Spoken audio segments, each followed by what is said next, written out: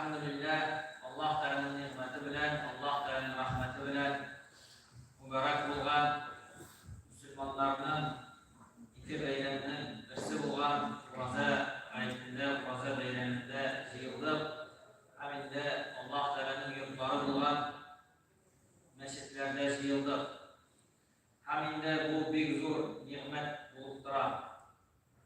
Çünkü Allah Teala Kur'an'da ayette şu mescitlerge gelip mescitlerini tutturuşlar kurunda Allah Teala Kur'an'da ayette Eûzu billahi mineşşeytanirracim İnnemâ ya'muru mesâcidallahi men âmene billahi vel yevmil âhir.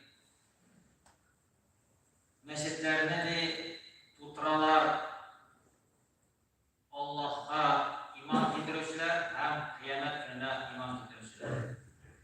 Allah ona tuturadı Allah Teala mescitlerine.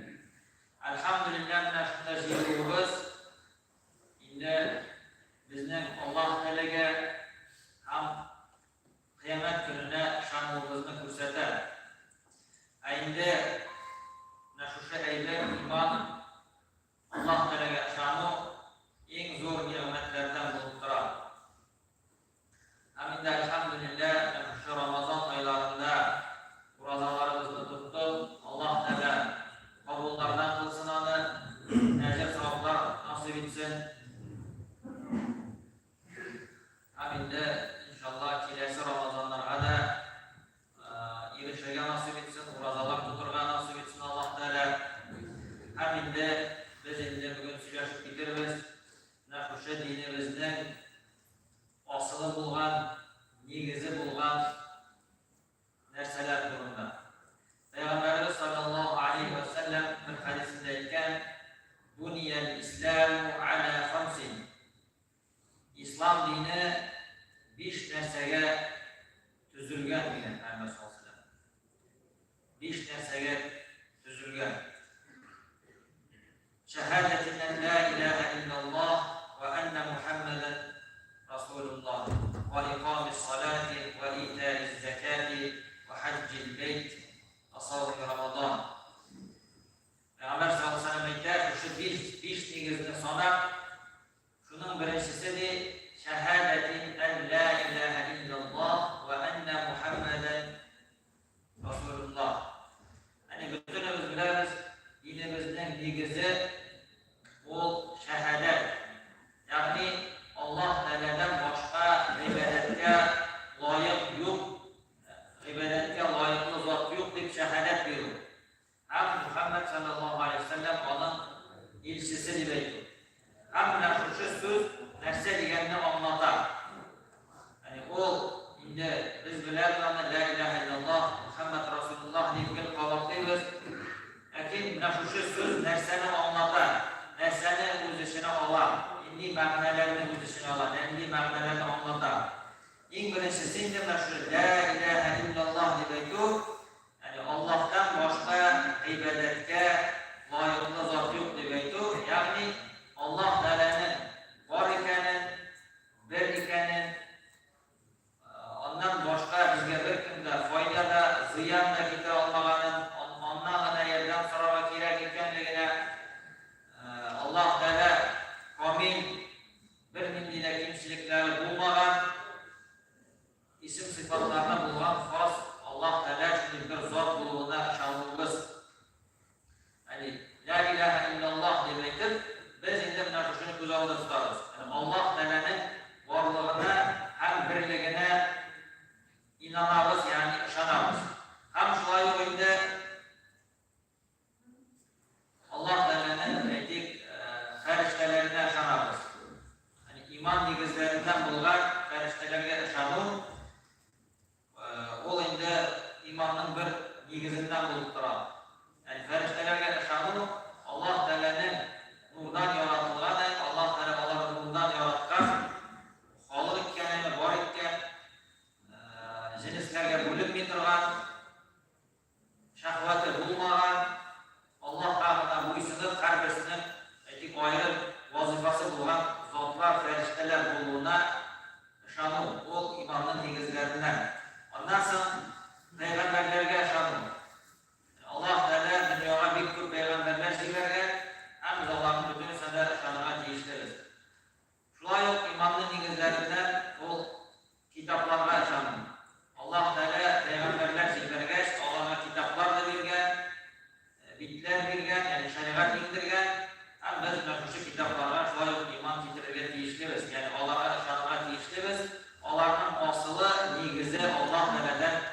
ekenligine.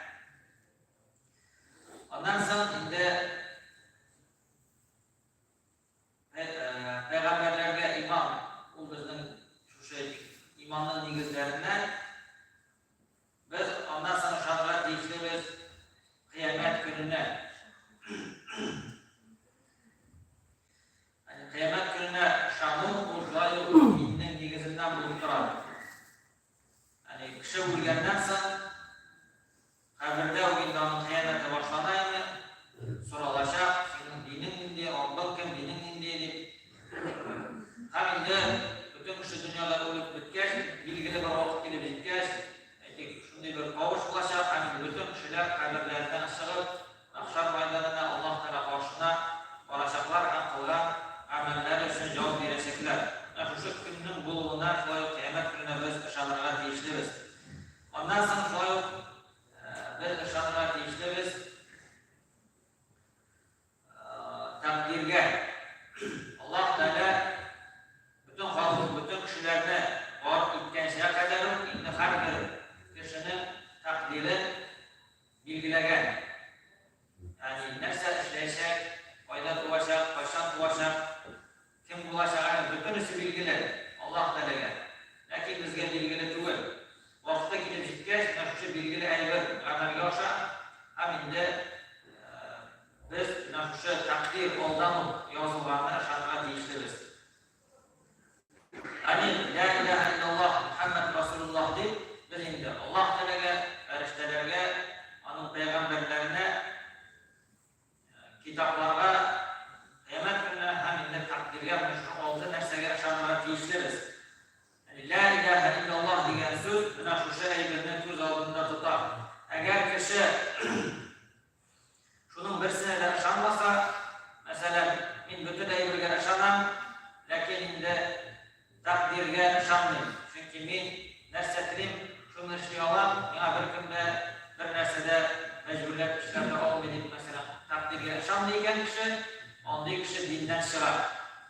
Çünkü o imanın negizinden takdirge şanı, hem biz onu bir kişikte inkar etmeye değiştiğini duyuruz. Çünkü biz nersegine işlesek de, işikine, indigine yolunu saylasak da Allah Teala onu indi bilgilegen bular. Biz Allah Teala bilgilegen eybirligine sayılıyorlar. Ondan arttığın bir nersesi de işleyebiliyoruz. Eğer kişinin vakti gitse ölürge, nersegine olsa da, indigine mesela doğrular kabul etse de, indigine akıyatsalar, yasasalar da kişinin vakti gitteyken bir nersede onu tutkara almıyor. Şöyle takdir, bu bilgiler. Kilimcikteyken onu bir günde bir nersede tutkara almaya çalışır. Yani biz nefse La ilahe illallah deyip, nefse eybirlerge yaşanmak değiştiririz. Hem indi bu İslam'ın negizi olup durar. Nefse eybirge etsek biz indi imanlı bularız. Hem Peygamberimiz sallallahu aleyhi ve sellem bir hadisinde etken, Men şehide en la ilahe illallah ve enne Muhammeden abduhu ve rasuluhu muhlisan dakhalel cennet. Kimdi Allah'tan başka ibadetke layıklı zat yok deyip şehadet getirse, hem Muhammed sallallahu aleyhi ve sellem onun kulu hem ilçisidir. Şehadet getirseydi, muhlisan, yani ihlas revuşta, şin kumulden bu cennetke girecek diyen. Neslen Allah Teala, La ilahe illallah Muhammed Resulullah deyip gene, ettik cennetke girip bulmayın. Bunlar eğer biz muhlisan, iskirsiz, ihlas diyen söz, bundan şu sözge atıldığı geliyor. Eğer kişi bu sözlüğünü eğitip, şu söz uçkan amellerini işlemese, o söz ama yerden bitti olmayacak. Şuna göre o sözün negizi var, biz indi La ilahe illallah Muhammed Resulullah degeç, ama doğru diletirler, o uçkan amellerini değiştiririz. Yani La ilahe illallah Muhammed Resulullah degeç, kişi Müslüman bulan, hem onun üstüne vazifalar yüklediler. Hem şunun birisi, hem negizi olup durgan, en birinci negizi hadisler aytildi mi? O indi İkamis salat. Namazını kırgızı. Namazlarını kırgızı. Allah'ını utu. Bu İslam'ın negizlerinden. Kişi la ilahe illallah deyip Müslüman bulan, hem indi Müslüman bulgandan sonra o indi namazın utarga tiyiş. Eğer indi kişi namazın utamasa, lakin onun kirakligini anlasaydı, aytsaydı, bilen onun utarga kirak, o bizga farz, lakin indi o'qiy olmaydi. Türlü sebeplerle onu muhtemelen etse, lakin onu inkar etmese, o farz gibi, o kirak gibi oluşrakta o zor günahlarla. Eğer de inkar etse, namazı bu nersege kirakinde, la ilahe illallah aytasın, cennete kiresin medinde deyip yürse, namazının farzlığını inkar etse, o kişi umumen Müslüman bulup sanılmıyor. Yani la ilahe illallah deyip, bizimde şu namazımızda kırgızırga tiyişleriz. Çünkü o İslam'ın negizlerinden bulup hem kıyamet gününde en birinci şiratta kişiden namaz turunda soralaşar. Eğer indi kişi şu namazı için cevap verse, onun bütün hesabı jingir bulaşar. Eğer onun namazı bulmasa, ya ki o indi kimseliklerden onu ötegen olsaydı, ona kalan hesapta da mağdur bulaşar. Aynı kim bu namazlarını vakitinde işinse, onlu kişilerge Allah Teala cennetine vaadaydı. Peygamberimiz sallallahu aleyhi ve sellem etken, "Hamsu salavatin ketebehunallahu alel ibad." Yani bir namazda değil Allah Teala kullarına farz kıldı dedi. فَمَنْ جَاءَ بِهِنَّ لَمْ يُضَايِعْ مِنْهُنَّ شَيْئًا اسْتِخْفَافًا بِحَقِّهِنَّ كَانَ لَهُ عِنْدَ اللّٰهِ عَهْدٌ أَنْ يُدْخِلَهُ الْجَنَّةَ. Kimdi onu ötese, ona kimselik kırpmasa, yerine zikirip öteseydi, ona da o kişiye Allah karşısında vaade vardı, olanı cennete getirdi. Kim namazlarına kimselik kırpmışsa, vakitinde okuyken Allah Teala o kişiye cennete vaadeydi. Hem Peygamber sallallahu aleyhi ve sellem وَمَنْ لَمْ يَأْتِ بِهِنَّ فَلَيْسَ لَهُ عِنْدَ اللّٰهِ عَهْدٌ اِنْ شَاءَ عَذَّبَهُ وَاِنْ شَاءَ أَدْخَلَهُ الْجَنَّةَ. Kim de onu ötemese, yani kim namaz bilen kimse, namazsız kimse Allah'tan karşına değil, ona aldığı vaadde bulmayacak. Yani cennette Allah'tan kirden de belli namaz tutmuşlardır. Eğer dilese olanlar afıydı, eğer dilese onu cennetine girdi, eğer dilese onu gazaplayacak. Buna göre de kişi La ilahe illallah Muhammed Resulullah deyip tügül, şu sözlerin namazlar bilen nıgıtırga tiyişli. Çünkü kıyamet gününde şu namaz gününde en birinci şiratta sıralaşar. Eğer kişi onu ötegen olsaydı, o bu ahiretten de umuşka erişecek.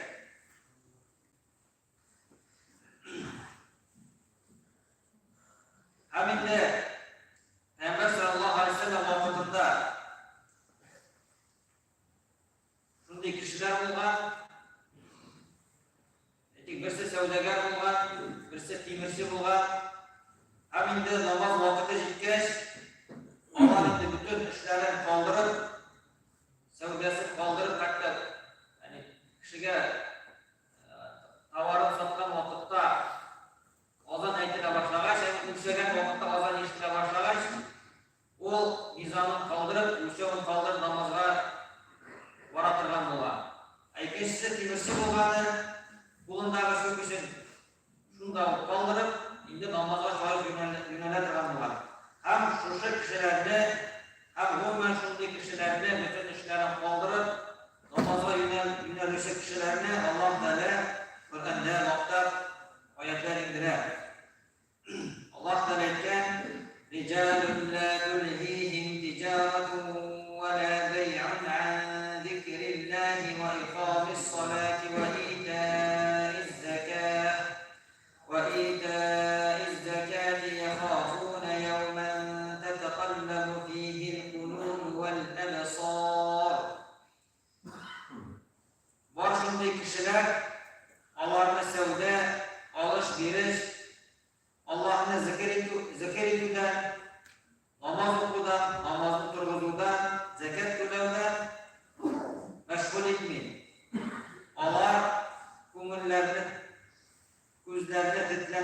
keltiradigan qiyomat kunining qatlig'idan qo'rqalar ekan.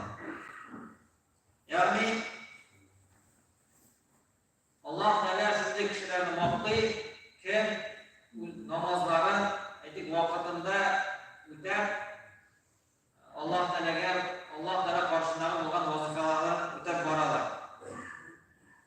Alloh taolo mana shu Payg'ambar sallallohu alayhi vasallam vaqtida yashagan shu ikki kishi turida mana shunday oyatlarni indirgan.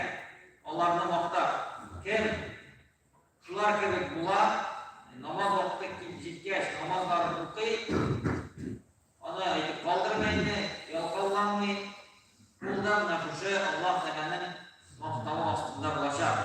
Ham endi oxiratda inshaalloh ajr savoblarga erishacak. Shuning Alloh taolo Qur'onda namozlarga ig'tibor etilgan, ularni soqlarga buyuradi. Alloh taolo aytgan: "Hafizu alas-salavati was-salatil wusta wa qumu lillahi qanitin." Alloh taolo mu'minlarga murojaat etib aytadi: "Ey mu'minlar, hafizu alas-salavati, farz namozlaringizni saqlaysiz. Was-salatil wusta, ham xususan o'rta namozga, ya'ni ikindi namozingizga ig'tibor berasiz. Va qumu lillahi qanitin, ham namoz o'qiganda Allohdan qo'rqib, namozda tubanchilik bilan turasiz deb Alloh taolo aytadi. Ya'ni Alloh taolo ilk ko'p oyatlarda namozlarga ig'tibor etilgan qo'shadi. Chunki bu endi islomning tub negizlaridan, agar endi mana shu negiz bo'lmasa, ya'ni kishining dinida bo'lmasa mumkin. Shunga ko'ra biz mana shu o'zimizning negizimizni, namozimizni turg'izirga, ham endi uni o'targa turishga tegishlidir. Payg'ambar sallallohu alayhi vasallam shu namozning ahamiyati to'g'risida shulay deb aytgan: "Bayna ar-rajuli va bayna ash-shirki wal kufri tarkus salah" degan. Ya'ni kishi bilan kufrlik ham shirk orasidagi ayirmadi bu namozni qildi degan. Ya'ni musulmon kishini şirk ham kufrlikdan ayiradigan ayir bu namoz. Ya'ni Payg'ambar sallallohu alayhi vasallam ko'rsatdi, ya'ni namozni qoldiruv bu bir xatar, bir qo'rqinch narsa. Shunga ko'ra biz namozlarimizni turg'izirga tegishlidir. Ham ondan so'ng endi shu negiz bu endi zakat to'lov va ita'iz zakat deb aytadi Payg'ambar sallallohu alayhi vasallam. Ya'ni hisob summasi yetgach, belgili bir ko'lamdagi oqshamiz yig'ilgach, biz endi ona muhtojlarga berishga tegishlidir. Alloh taolo shulay zakat to'lovchilarni Qur'onda maqtab,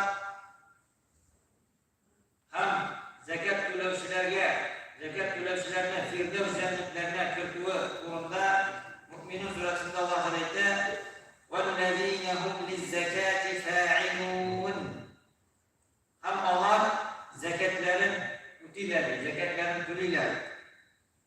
Yani Alloh taolo mu'minlarning sifatlari sanab ketadi. Ham shu sifatlar orasida bor zakat to'lovchilar, zakat chiqaruvchilar. Ham shu kishilar albatta Alloh taolo ularni Firdavs jannatlarida bo'lacaklardir. Shularning shu sifatlarda aytib namozlarni saqlovchilar da bor. Shunga ko'ra biz shu namozlarimizni shular agar misol qilmamiz yig'sa, zakatimizni da chiqarishga tegishlidir.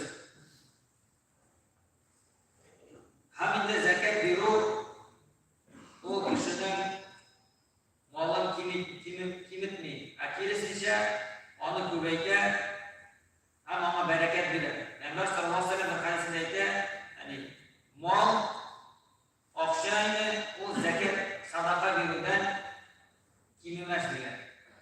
Ya'ni kishi sadaqa bersa-da, onun oqshasi moli kimimaydi.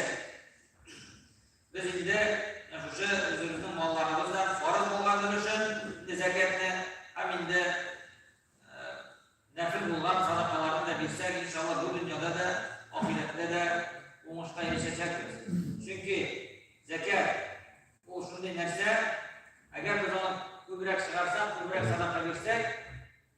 bizning molimiz shuni hatto ortacha. Chunki biz Allah rizoligi uchun beramiz.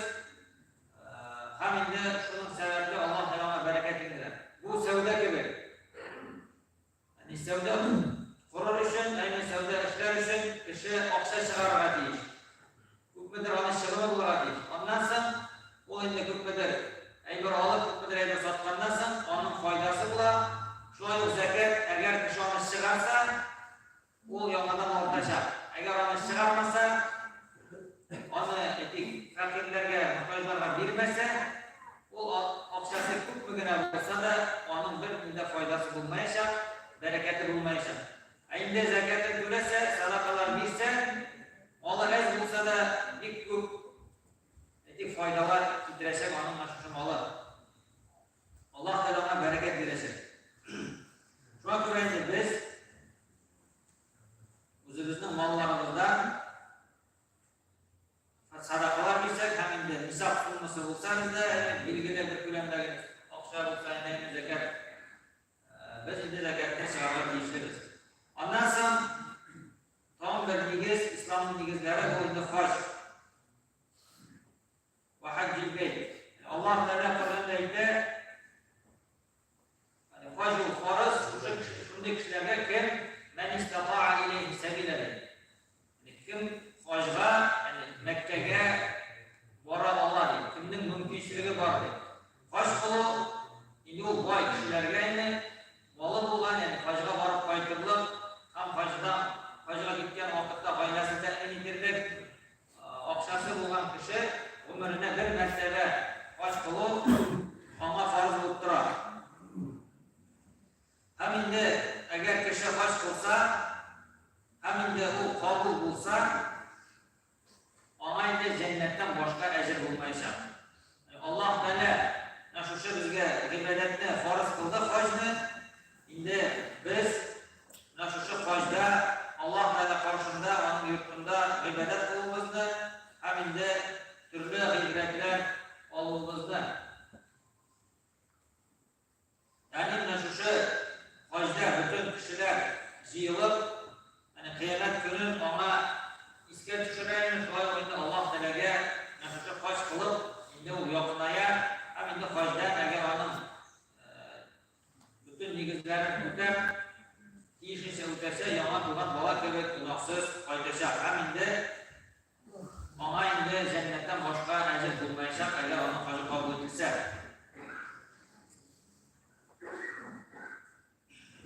Ondan so'ng endi tamom bir negiz endi bizni yomag'ina biz ondan o'tgan endi Ramazon oyi. Ramazon oyida u roza tutuv. Bu endi shoyib islomning negizlaridan Alloh taolo Qur'onda oyatlar indira. Ramazon oyida roza tutuv farz. Kim Ramazon oyida erishsa, roza tutsin deb Alloh taolo Qur'onda oyatlar indira. Ham kishi shulay rozasini tutsa, u bu dunyoda da, oxiratda da baxtli bo'lacak. Bu dunyoda endi u shu roza tutib, kuni bo'yi oshqozon ishidan qiyilib turib, faqirlarning, miskinlarning hallariga ko'pmidir darajada kira, ham endi Alloh taolo bergan ne'matlarga shukr etib, sabr bo'lib o'rganadi. Ham oxiratda endi Alloh taolo ona g'afur etishini beracak, o'tdan qutulishini beracak, jannatlarga kiritacak. Agar endi ona shu rozalar durust bo'lsa, yerga yetkazib o'tgan bo'lsa, ham endi roza tutuvchilarga jannatda ayrim topqa bo'lacak, Ar-Rayyan degan ham roza tutuvchilar shu eshikdan, shu topqalardan kiracaklar. Payg'ambar sallallohu alayhi vasallam bir hadisda aytgan: "Man soma Ramazona imanan va ihtisaban, ghufira lahu ma taqaddama min dhanbi." Kimki Ramazon oyin Allohga ishonib, ondan ajr, savob umid etib roza tutsa, ghufira lahu ma taqaddama min dhanbi. Onunki mana qadar bo'lgan gunohlari g'afur etiladigan.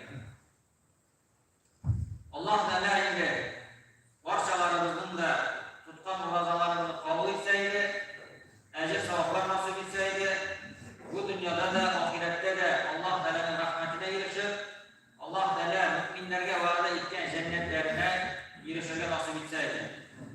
kerakli foydali bilim olib, shu bilimlar bilan amal qilib, bu dunyoda chin mu'min musulmon bo'lib yashab, ham chin mu'min musulmon bo'lib Alloh taolaning huzuruna qaytishga nasib etsin Alloh taolo. Hozir inshaalloh namoz qilishim, hayit namozi onun tertibiga bayram imom takbir aytgandan so'ng butunimiz takbir aytamiz. Hamda imom sanada bosib o'tib, yonmadan 3 taqbir takbir aytdi, qishqirib biz ortdan yer o'qishlar, ular ortdan imomning qilgan ishlarini qabul qilinglar, ya'ni takbir aytdilar, 3 taqbir qo'lni ko'tarib, lekin qishqirmishlarni ishtangina aytamiz. Imom qishqirib aytadi. Ondan so'ng imom suralar o'qiydi, ruku sajda qiladi, ikkinchi rakatda turib ruku sajda qilgandan so'ng imom qolgan suralar o'qiydi, Fatiha hamda sura o'qiydi, ham rukuga ketib oldindan qolgan 3 taqbir takbir aytadi, imom qo'lni ko'tarib, ham 4-chi taqbir takbir aytadi, rukuga ketib ruku sajda ham oxira qadar namozni bitirishadi. Сейчас будем читать намаз, праздничный намаз. В нем есть дополнительные такбиры. Имам говорит один такбир, затем читает дуа самя. После этого плюс 3 такбира говорит. Мы за ним повторяем про себя. Затем имам читает фатиху, еще одну суру, затем руку, сажда, затем второй ракат. Там также читает суру фатиха. Затем еще одну суру. До рукуга имам говорит 3 такбира также. Поднимая руки, вслух говорит 3 такбира. Аллаху акбар, Аллаху акбар. Тот, кто читает за имамом, он про себя говорит. Также повторяет за имамом про себя. Потом 4-й такбир. Делаем руку и намаз завершаем. А затем после намаза будет хутба. Его также слушать обязательно. После намаза сразу